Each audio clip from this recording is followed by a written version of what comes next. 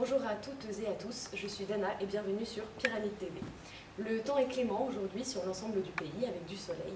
Les températures sont dans les moyennes de saison avec 20 degrés pour Coudekerque, 24 degrés à Revelay et à Lyon et 25 degrés à la Bouilladis.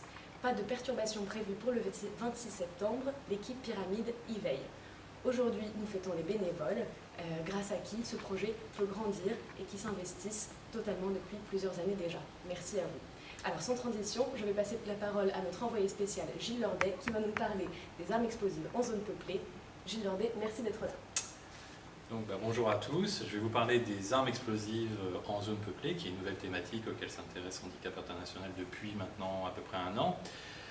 Alors, qu'est-ce que c'est? Alors, vous vous rappelez que pendant les 10-15 dernières années, on s'est intéressé aux mines antipersonnelles ou aux bombes à munitions et on luttait contre une catégorie d'armes. Dans les armes explosives en zone peuplée, ce n'est pas une catégorie, c'est un usage, c'est une pratique que l'on observe ces dernières années de manière régulière dans les conflits, qui n'est pas si récente, qui consiste à utiliser des armes explosives de tout type. Ça peut être des tirs de mortier, des missiles, des roquettes, ça peut être des mines antipersonnelles, ça peut être aussi des bombes à sous-munitions, dans des zones d'habitation civiles où les civils vont être les premières victimes de ces bombardements ou de ces tirs. Ce n'est pas vraiment un phénomène nouveau, si vous avez tous en tête peut-être des images de personnes qui fuient les grandes villes pendant la Deuxième Guerre mondiale, qui sont sur les routes, elles étaient victimes d'armes explosives, de bombardements explosifs en zone peuplée. Alors, pourquoi on s'intéresse à cette question-là? D'une part parce que les civils sont les premiers touchés par cette pratique-là. Selon des décomptes d'organisations, à peu près presque 90% des victimes sont des civils, très, très majoritairement, vous voyez que ce n'est pas des cibles militaires. Et donc de la même manière que pour les mines antipersonnelles ou les bombes à munitions, nous, on œuvre pour la protection des civils. En quoi ces armes sont dangereuses et pourquoi elles font autant de victimes civiles? D'une part parce que tout type d'armes explosives envoyées dans des zones peuplées, même si elle a un objectif militaire, il y a trois choses qui rentrent en ligne de compte. D'une part, il y a son rayon d'impact. Vous pouvez cibler dans un quartier un dépôt de munitions militaires, mais l'arme que vous utilisez pour le détruire va avoir un rayon d'impact qui a de fortes chances de couvrir les habitations avoisinantes. La deuxième chose, je rentre un peu dans la technicité, mais ça peut vous aider à comprendre, c'est que tout type d'arme a une marge d'erreur.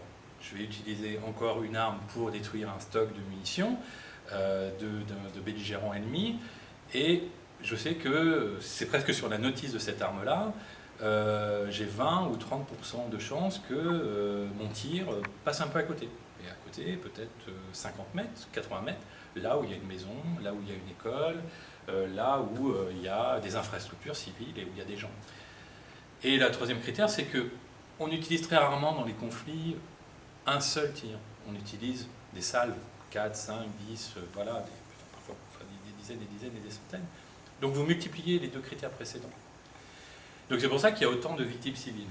Alors les conséquences sont dramatiques, c'est que ça tue, ça mutile des personnes, ça a des conséquences, des séquelles psychologiques très très fortes sur les individus, avec des traumatismes psychologiques, des dépressions, voilà. Et ça force des gens à quitter leur maison, leur quartier.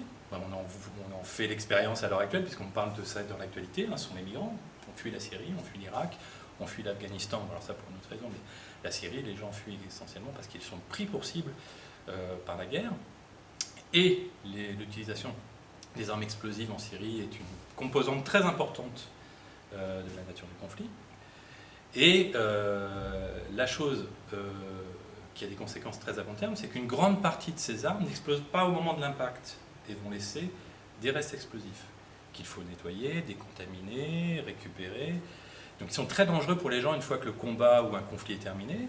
C'est le réflexe sur l'habitude des familles, de la plupart des familles, c'est une fois qu'un combat est terminé, c'est de revenir dans la maison, récupérer des affaires, peut-être revenir habiter. Et là, elles peuvent être sous la menace d'un missile ou un obus dans une cuisine qui n'a pas explosé, un mortier et autres. Donc c'est des restes explosifs qui sont très dangereux, qui demandent beaucoup de moyens à être nettoyés et qui sont un frein au retour à la normalité des choses, au développement aussi de ce pays à la suite d'un conflit. Donc vous voyez que ce sont des pratiques, je résumerai, qui font très majoritairement des victimes parmi les civils, ont des conséquences terribles sur les infrastructures et à long terme.